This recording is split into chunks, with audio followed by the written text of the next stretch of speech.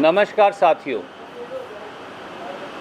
America की director national intelligence तुलसी Gabbard जी ने भी अब इलेक्ट्रॉनिक वोटिंग मशीन को लेकर जिस प्रकार की समस्याएं अमेरिका की सरकार की ओर से जाहिर की हैं, वो ईवीएम की विश्वसनीयता पर बहुत बड़ा सवाल खड़ा करता है।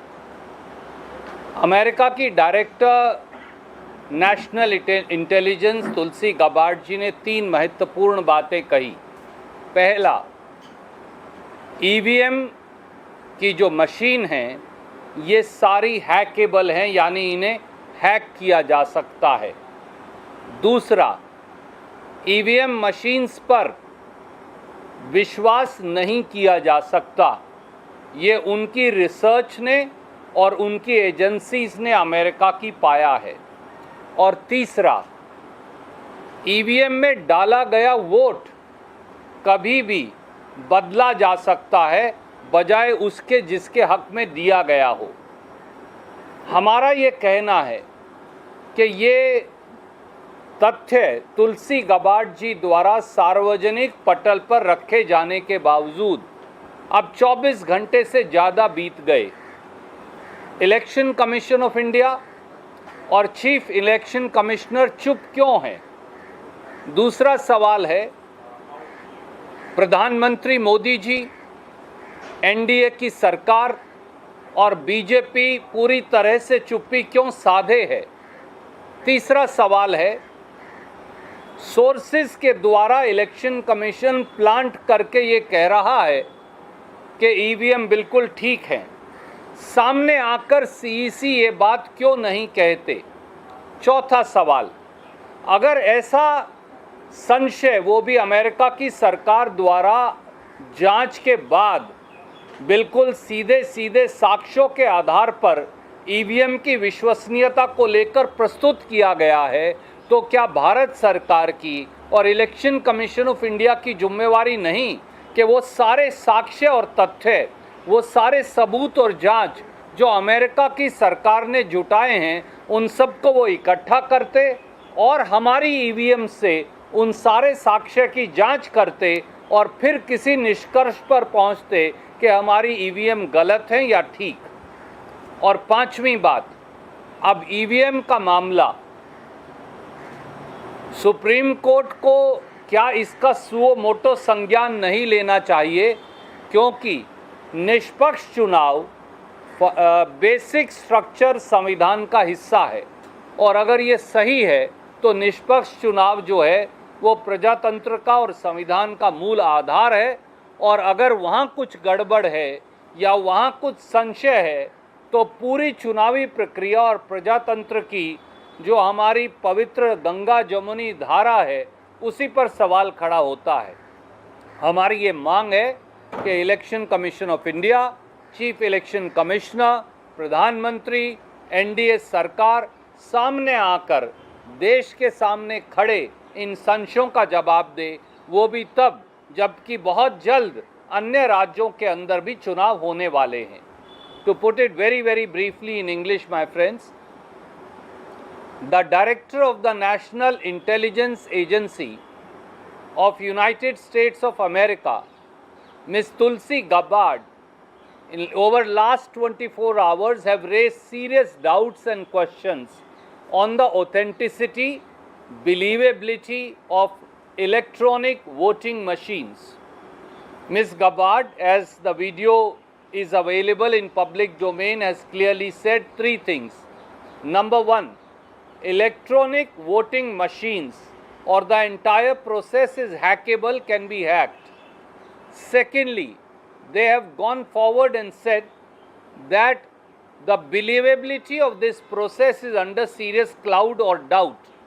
And thirdly, she said America believes that the vote cast in favor of a particular individual by electronic voting machine in absence of any other certification, then it leads to a certain maneuverability and manipulation.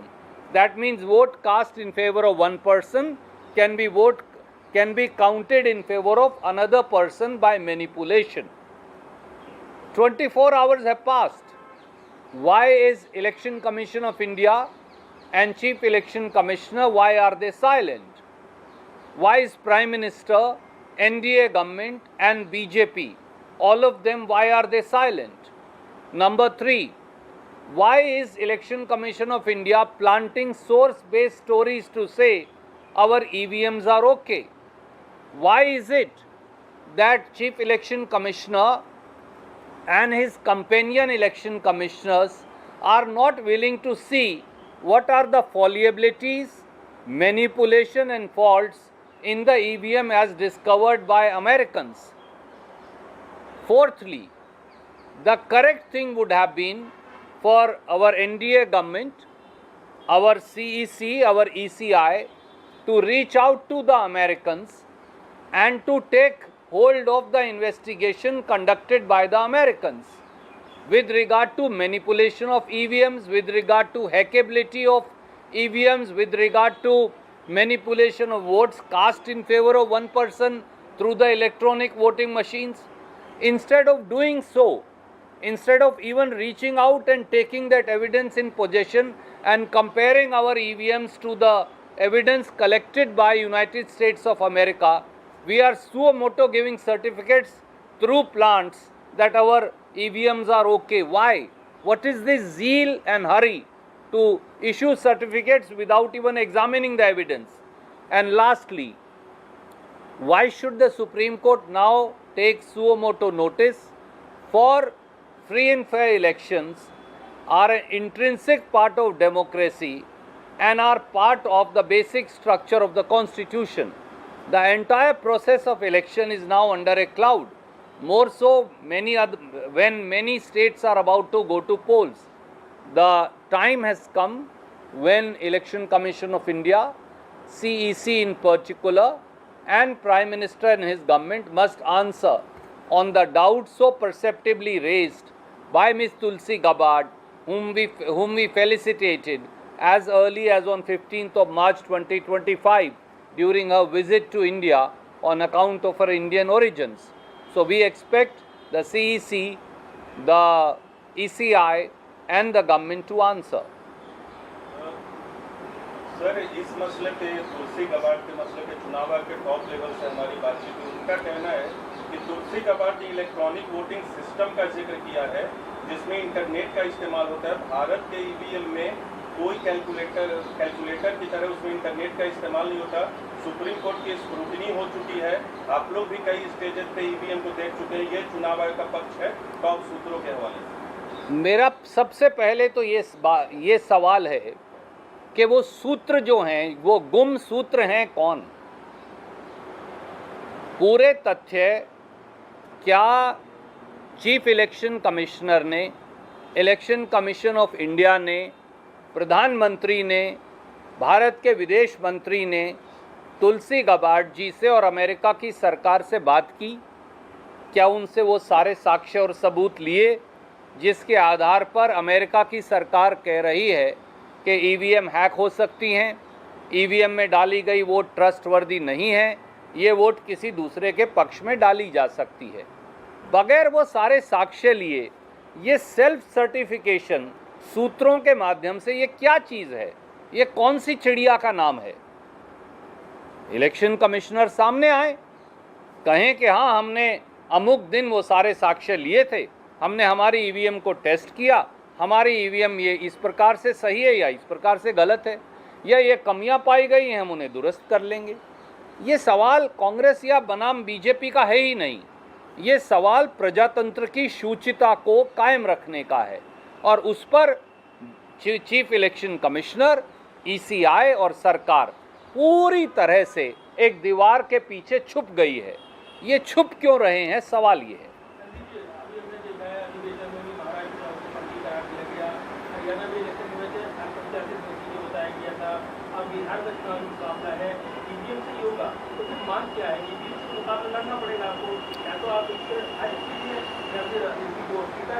देखिए, सभी विपक्षी दलों ने एक से अधिक बार, शायद आप भूल गए, हमने प्रस्ताव भी पारित किया था, हमने एक से अधिक बार कहा है कि इलेक्ट्रॉनिक वोटिंग मशीन की जगह पेपर ट्रेल होना चाहिए, पेपर बैलेट होना चाहिए। जब तक ईवीएम से चुनाव है हम ईवीएम से लड़ेंगे और ईवीएम से लड़कर जीतकर फिर उसे पेपर बैलेट में बदलेंगे। इतनी देर में कम से कम आपने 8 से 10 हज़ार करोड़ रुपया खर्च किया और वीवीपैट मशीन लगाई। वीवीपैट मशीन क्या है? जो जिसके पक्ष में ईवीएम में वोट डालता है वो कागज का टुकड़ा एक डब्बे में डल जाता है। जब आपके पास सबूत है कि किसने किसके पक्ष में वोट डाली है तो वो सारे जो वीवीपैट के कागज हैं उनको गिन लीजिए। नहीं तो 10,000 करोड़ रुपया लोगों का क्यों खर्च किया था जब उन सबको बंद डब्बा करके सीक्रेट रखना है, तो फिर वीवीपैट क्यों लगा रहे हैं? ये बड़ा सीधा सवाल है। सर इसके अलावा बंगाल में सर मैं एक छोटा सा मुद्दा और है, अगर आपकी अनुमति हो, इससे जुड़ा नहीं है पर महत्वपूर्ण है। साथियों, 2019 में ये सामने आया कि भारत सरकार विपक्ष के नेताओं की जासूसी कर रही थी, जजेस की जासूसी कर रही थी, पत्रकारों की जासूसी कर रही थी, खुद के केंद्रीय मंत्रियों की जासूसी कर रही थी और अन्य बिजनेसमैन और दूसरे लोगों की भी जासूसी कर रही थी। ये सारा जासूसी का खेल पिगैसस नाम के स्पाईवेयर के माध्यम से हो रहा था, जिसके माध्यम से सैकड़ों के करीब लोगों का फ़ोन व्हाट्सएप की माध्यम से हैक कर लिया गया और NSO जो इजराइल की एक एजेंसी है उससे ये पिगैसस स्पाईवेयर खरीदा गया। मामला सुप्रीम कोर्ट तक गया और आज भी वहाँ विचाराधीन है। 22 अप्रैल 2025 को इसी महीने अगली पेशी सुप्रीम कोर्ट में लगी है। मोदी सरकार ने बगैर कोई बयान दिए पूरा मामला रफा दफा कर दिया। राहुल गांधी जी ने आगे बढ़कर ये कहा था कि ये सारी जासूसी हो रही है। बहुत देर ये विवाद चला और बाद में इसे ठंडे बस्ते में डाल दिया गया। इसके बाद मेटा, जिसे फेसबुक भी कहते हैं, व्हाट्सएप के जो मालिक हैं, उन्होंने अमेरिका में एक केस दायर किया बाकायदा इजरायली कंपनी NSO के खिलाफ, जिन्होंने पिगैसस स्पाईवेयर बनाया है, और उन्होंने कहा कि नाजायज़ तौर से इजरायली कंपनी NSO ने ये व्हाट्सएप जो है उसके अंदर ब्रीच करके और ये पिगैसस नाजायज़ तौर से लोड किया।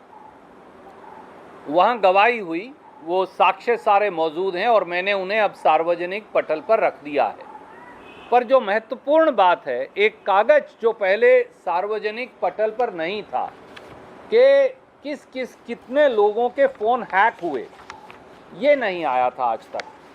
अब एग्जिबिट 40 वहाँ लगा दिया गया है और ये कागज अब उपलब्ध है, जिसे मैंने सार्वजनिक पटल पर रख दिया है। इस एग्जिबिट 40 में उन सारे 52 मुल्कों की लिस्ट है जिनके फ़ोन पिगैसस स्पाईवेयर के द्वारा व्हाट्सएप को ब्रीच करके हैक किए गए। इस लिस्ट में दूसरा नंबर हिंदुस्तान का है, अगर आप देखें, और यहाँ साफ लिखा है, अब तो अदालत में एक कागज पेश हो गया कि हिंदुस्तान के 100 लोगों के फ़ोन नाजायज़ तरीके से जासूसी के माध्यम से पिगैसस स्पाईवेयर से हैक किए गए थे।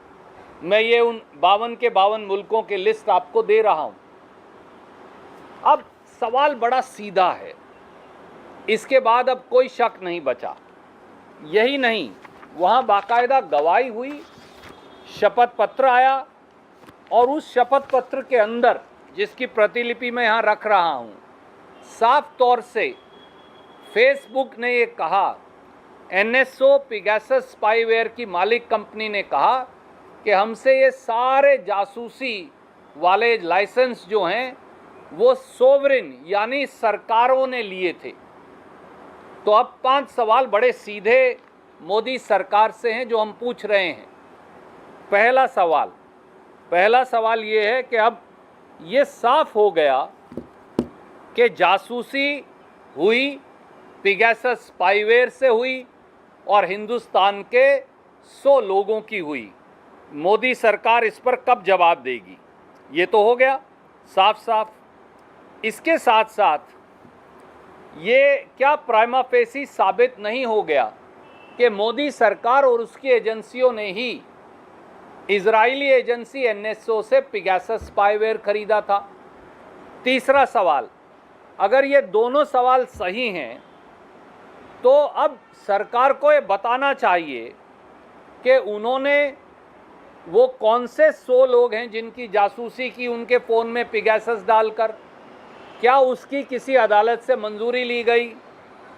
और उन 100 लोगों का जो हिंदुस्तानियों का फ़ोन हैक किया गया था, ये किसके द्वारा और किसकी अनुमति से किया गया था? वो 100 लोग कौन हैं? किसने हैक किए फ़ोन? किसके द्वारा किए गए? किससे अनुमति ली गई? क्योंकि अदालत से तो ली नहीं गई। ये भी बताएं कि इस पिगैसस स्पाईवेयर को खरीदने की हिंदुस्तान को किसने इजाज़त दी थी और ये पैसा कहाँ से दिया गया, कौन से सरकारी बजट से निकाला गया था? और पांचवा, अब 22 अप्रैल 2025 को सुप्रीम कोर्ट में पेशी लगी है। जब ये सारे कागजात अमेरिका की अदालत में लग गए हैं और साबित हो गए हैं, तो क्या भारत सरकार की जिम्मेवारी नहीं कि इन सारे कागजात को 22 अप्रैल 2025 को सुप्रीम कोर्ट में पेश करे, ताकि सुप्रीम कोर्ट इस पूरे जासूसी मामले की जांच कर सके? क्योंकि इल्ज़ामात तो ये हैं कि राहुल गांधी जी का फ़ोन हैक हो रहा था, दूसरे विपक्षी नेताओं का फ़ोन हैक हो रहा था, जजेस का फ़ोन हैक हो रहा था, खुद केंद्रीय मंत्रियों का फ़ोन हैक हो रहा था, पत्रकारों का फ़ोन हैक हो रहा था, बिजनेसमैन का फ़ोन हैक हो रहा था। क्या भारत की सुरक्षा इस प्रकार से होगी कि उग्रवादियों की बजाय अपने ही लोगों का फ़ोन हैक हो रहा था? तो इन सब सवालों का जवाब भी अब मोदी सरकार को देना चाहिए। सर, ऐसी वैलिड कि मतलब गवर्नमेंट बॉन्ड पेगासस और सुप्रीम कोर्ट ने गवर्नमेंट को बताना चाहिए if the government is not going to furnish all these details that you shared just now, so whether Congress will be furnishing all these details before the Supreme Court? I have already put it. They are here. ये वहाँ oath पे दिया गया बयान है और उन्होंने कहा है कि NSO जो है, ये आप देख सकते हैं, वहाँ उन्होंने कहा है कि NSO जो पिगैसस स्पाईवेयर बनाने वाली कंपनी है, उनकी ये डिफेंस है कि ये तो सरकारों सोवरेन यानी सरकार को बेचा था हमने। तो हमारे, और ये भी सामने आ गया कि हमारे 100 लोगों के, ये एग्जिबिट 40 है वहाँ, ये अभी 4 अप्रैल को ही उजागर हुआ, हमें कल ही मिल पाया कि हमारे 100 लोगों के फ़ोन हैक हुए थे। ये देखिए यहाँ लिखा हुआ है साफ, हम दूसरे नंबर पे सबसे ज़्यादा फ़ोन हैक, नहीं नाम नहीं है इसमें, हिंदुस्तान के कितने फ़ोन हैक हुए ये लिए लिखा है। हाँ, यही मैंने आपसे कहा कि वो 100 लोग कौन हैं। अब मोदी सरकार को बताना चाहिए किसकी अनुमति से हैक हुआ, किसने हैक किए, क्या इन्फॉर्मेशन आपने निकाली। पिगैसस जो है, एक पिगैसस 1 साल के लिए लगभग $7 मिलियन का आता है। ये पैसा कौन से बजट से दिया गया, कौन सी अदालत से आपने अनुमति ली या नहीं ली, तो कौन जिम्मेवार है? अब इन सब बातों का साक्ष्य जब आ गया है तो इन सब साक्ष्यों को सुप्रीम कोर्ट के सामने रखना, वहाँ से सर्टिफाइड कॉपी लेकर आना, ये तो सरकार की जवाबदेही और जिम्मेवारी है, उन्हें ये करना चाहिए। जी,